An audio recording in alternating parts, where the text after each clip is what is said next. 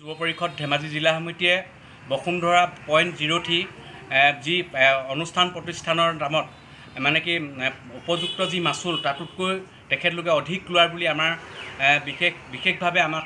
অসম জাতীয়তাবাদী যুৱ পৰিষদৰ কাৰ্যালয়ত অৱগত কৰিছিল আৰু সেইমৰ্মে আমি ধেমাজি জিলা সমিতিয়ে লিখিতভাৱে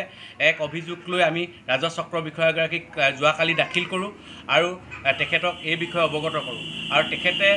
আজি আমি জিলা সমিতিয়ে পুনৰবাৰ তেখেতক লগ ধৰাত তেখেতে তাৎকালীনভাৱে জানিবলৈ দিয়ে যে 500 টকাকৈ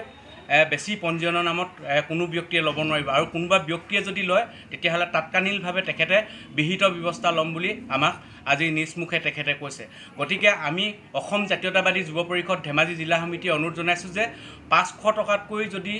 অধিক কোনো ব্যক্তিৰ পৰা যদি পঞ্জীয়নৰ নামত বিচাৰে তেতিয়াহ'লে অসম জাতীয়তাবাদী যুৱ পৰিষদক নতুবা